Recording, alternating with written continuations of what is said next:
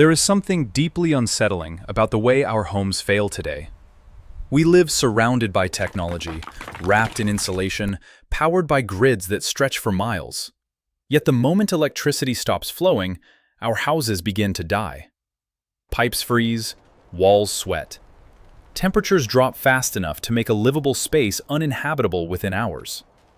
And yet, centuries ago, people survived winters that were colder, longer, and far more brutal. Without electricity, without furnaces, without modern materials. In the high north of Europe, archaeologists once studied an ancient turf dwelling buried beneath centuries of soil. When they reconstructed it and exposed it to subzero conditions, something astonishing happened. While the air outside dropped to nearly 40 degrees below zero, the interior stayed warm enough for daily life. No furnace, no insulation foam, just earth, timber, and knowledge passed down through generations. The heat didn't vanish overnight. It lingered. It stabilized. The structure itself seemed to hold warmth in a way modern buildings simply cannot. Now compare that to a modern home during a winter blackout. The power fails, the heat disappears. Within hours, pipes burst and rooms become uninhabitable. A structure that cost hundreds of thousands of dollars becomes a liability. So, what did ancient builders understand that we forgot? Why did their homes endure while ours collapse under far milder conditions?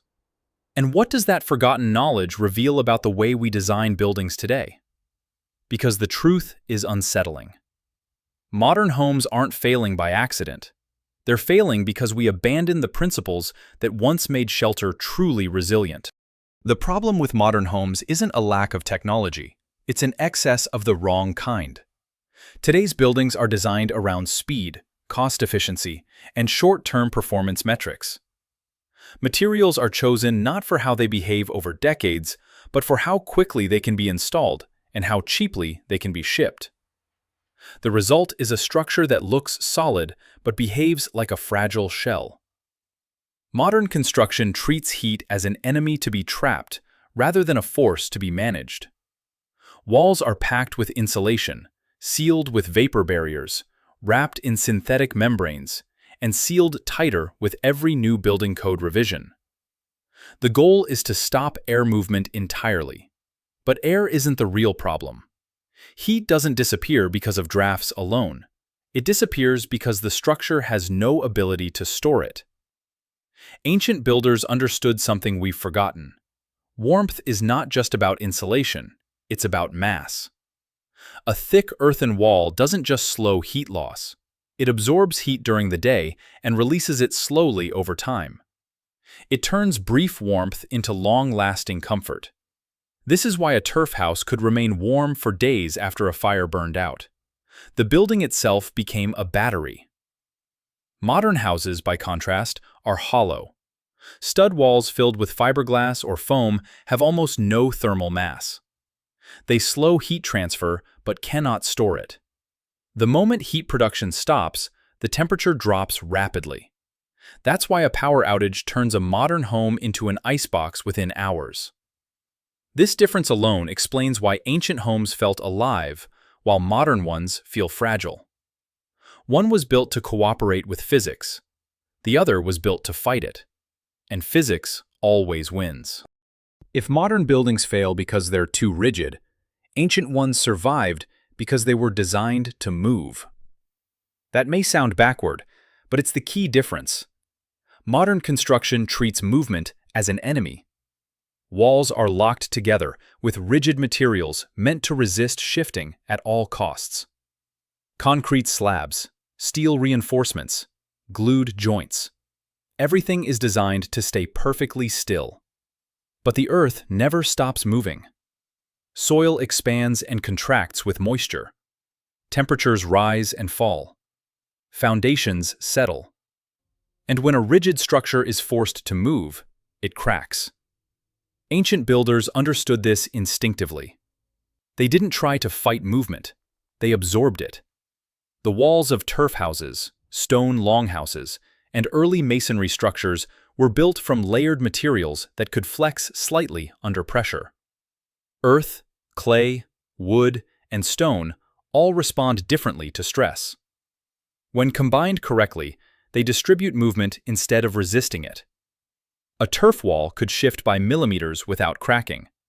A stone wall bonded with lime mortar could flex and then settle back into place. Even seasonal ground movement was absorbed, not resisted. This flexibility was intentional. Modern concrete cracks because it has no give. When it cracks, water enters. When water freezes, it expands. That expansion forces the crack wider. Over time, the structure tears itself apart from the inside. Ancient walls avoided this entirely. Moisture that entered could evaporate back out. Stress could dissipate across thousands of contact points instead of concentrating at one fracture.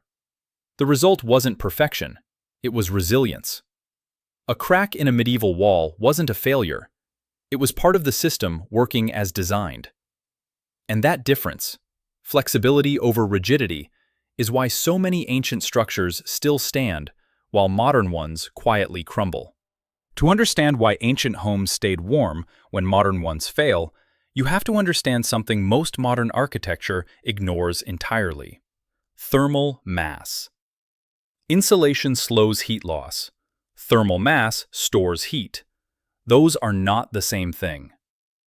A modern wall, packed with fiberglass or foam, acts like a thin jacket. It resists heat flow, but it holds almost no warmth itself.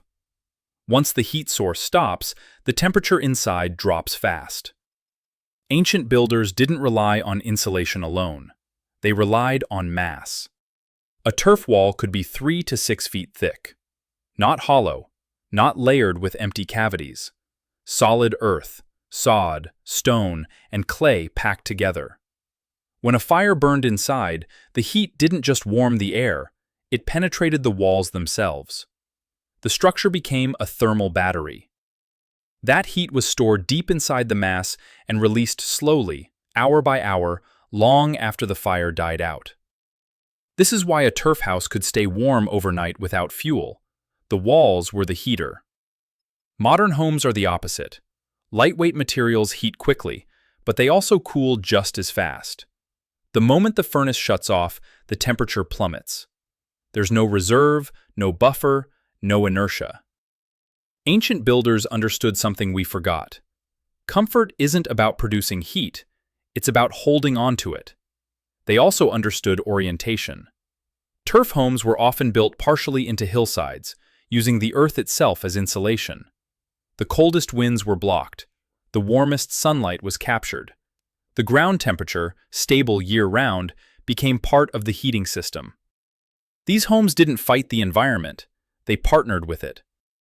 Modern architecture isolates itself from nature and then spends enormous energy trying to compensate.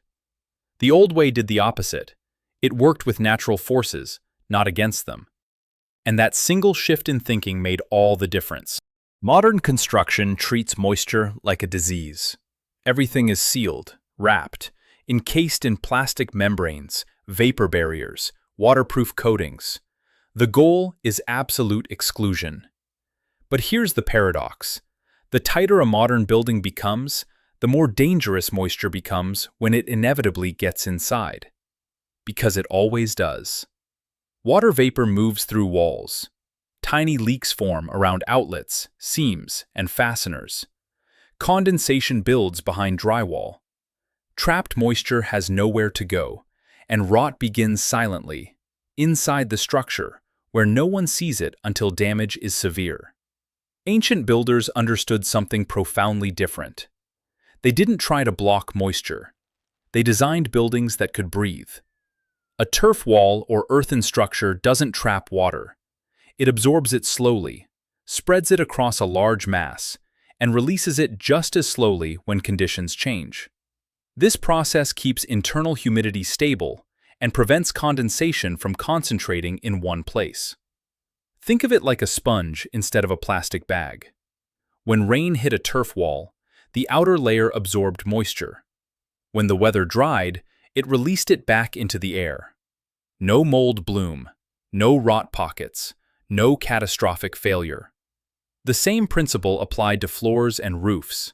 Dirt, clay, and sod naturally regulate moisture through capillary action. They don't panic when wet. They don't degrade when damp. They were designed by nature to exist in exactly those conditions. Modern homes, by contrast, treat water as an enemy to be sealed out at all costs. But once moisture sneaks in, through a tiny crack or vapor diffusion, it becomes trapped. And trapped moisture is far more destructive than rain ever was to ancient structures. This is why modern homes rot from the inside out. The old builders didn't seal moisture out. They gave it somewhere to go. And that single difference explains centuries of durability. Modern buildings don't really age. They deteriorate. There's a difference. Aging implies gradual change, adaptation, and endurance. Deterioration is decay without recovery. Ancient homes were designed for the first. Modern ones suffer the second. The reason lies in how materials interact over time. Traditional buildings were made from substances that improved as they aged. Lime-based mortars continued to harden slowly as they absorbed carbon dioxide from the air, a process called carbonation. Instead of weakening, the structure quietly grew stronger year after year. Wooden beams season naturally, drying slowly and becoming more stable with time. Stone weathered, but did not fail. Earth compacted and settled into equilibrium. Nothing in these buildings was rushed. Modern construction works in reverse. Materials are cured quickly, often artificially. Concrete reaches strength fast, but continues to shrink for years, creating internal stresses. Steel corrodes. Adhesives degrade. Synthetic materials age poorly under UV exposure. In older buildings, change was expected and accommodated. In modern ones, change is treated as failure. That difference shows up decades later. Medieval walls develop hairline cracks that heal themselves through mineral migration. Modern walls develop cracks that spread, leak, and require invasive repairs. The ancient approach didn't aim for permanence through force. It achieved longevity through adaptation. This is why medieval buildings could be repaired endlessly rather than replaced. Individual stones could be reset. Mortar could be renewed. Structures evolved instead of collapsing. Today, when a modern wall fails, it often fails completely. Repair becomes demolition. What looks like technological progress has, in many ways, reduced our building's ability to age gracefully. Ancient builders weren't trying to stop time. They were designing structures that could live within it. One of the most overlooked truths about ancient construction is this: they never assumed their buildings would remain perfect. Modern engineering chases permanence. Cracks are treated as defects. Movement is considered failure. Everything is designed under the assumption that materials should behave exactly as planned, forever. Ancient builders didn't think that way. They assumed things would shift. They expected weather, time, and gravity to take their toll. So instead of fighting these forces, they designed systems that could fail safely. This is why ancient structures often look imperfect up close. Stones are uneven, walls lean slightly, joints aren't laser straight. But none of that meant weakness. It meant flexibility. If a section settled, the rest could adapt. If a joint cracked, it relieved pressure instead of transferring it elsewhere. The structure absorbs stress like a living organism absorbs strain. Modern buildings, by contrast, behave like brittle machines. When a component fails, it creates a chain reaction. A single crack becomes a pathway for moisture. Moisture corrodes steel. Corrosion expands, cracking surrounding concrete. One failure triggers another, until the entire system begins to unravel. Ancient builders avoided this cascade by eliminating single points of failure. They used redundancy, thickness, and distributed load paths. They allowed movement rather than resisting it. They accepted that materials age and designed systems that aged gracefully. It's the difference between a living tree bending in the wind and a rigid metal pole snapping under stress. What ancient builders created were not static objects, but resilient systems. Structures that could adapt, heal, and endure. That mindset, building for change instead of against it, is what modern construction lost. And it's the reason so many ancient structures still stand while far younger buildings crumble around them. The question isn't how ancient builders achieved such durability.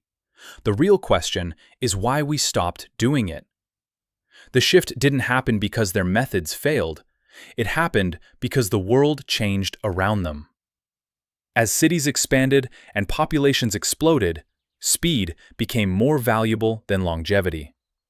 Buildings were no longer meant to last for generations.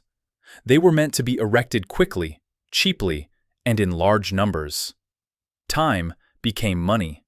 Craft became cost. Ancient construction demanded patience. Lime needed months to cure. Walls rose slowly.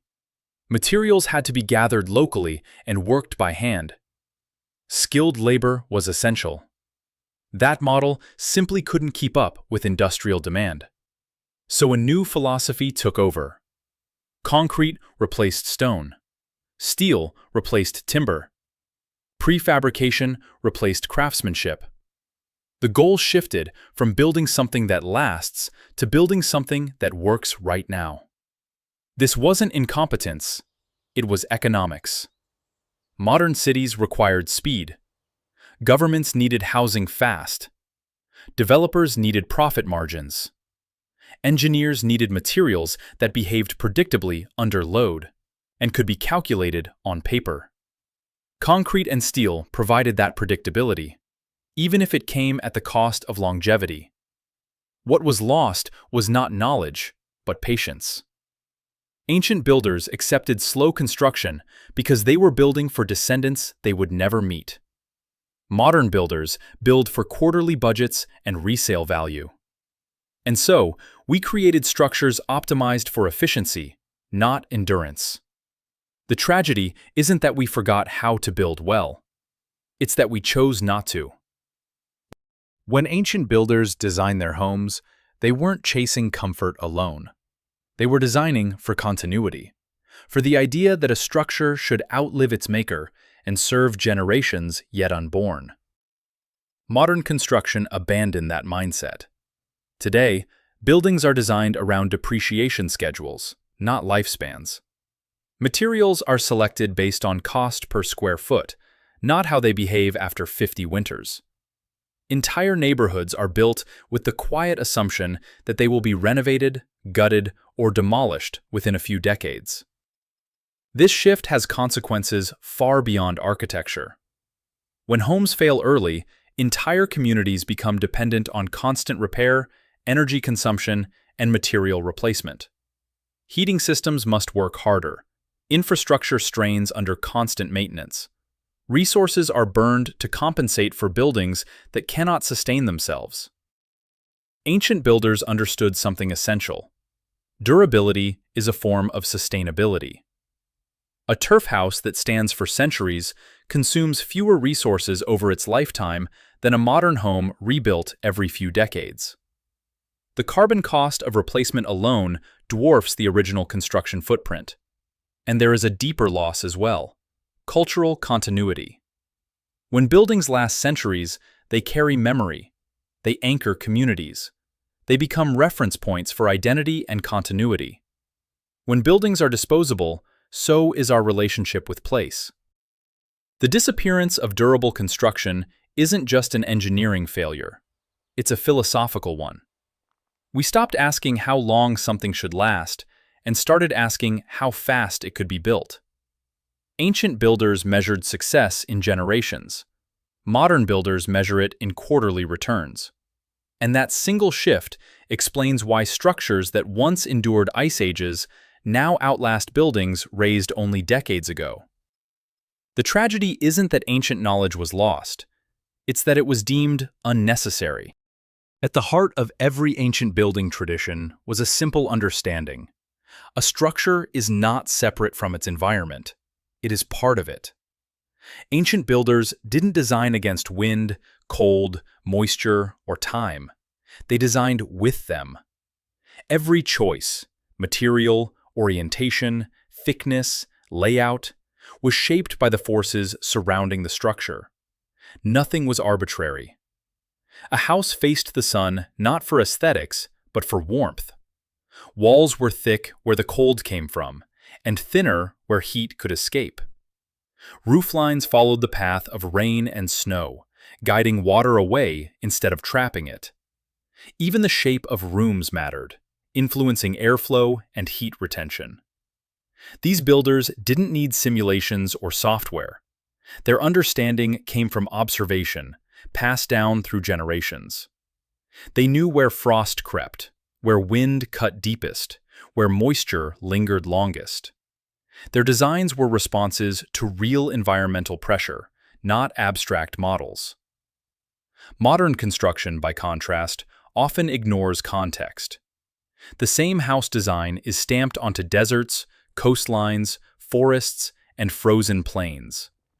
Climate becomes an afterthought, compensated for with insulation and mechanical systems instead of design intelligence. And when those systems fail, when the power goes out, when the heater breaks, when materials degrade, the building collapses into discomfort. Ancient builders never relied on systems they couldn't maintain themselves. Their structures were self-regulating. Heat moved naturally. Moisture dispersed naturally. Repairs could be made with local materials and simple tools. This wasn't primitive thinking. It was deeply sophisticated. The goal was never perfection. It was resilience. And that principle, designing for resilience rather than convenience, may be the most valuable lesson modern construction has forgotten. The lesson of ancient homes isn't that we should all move into turf huts or abandon modern technology.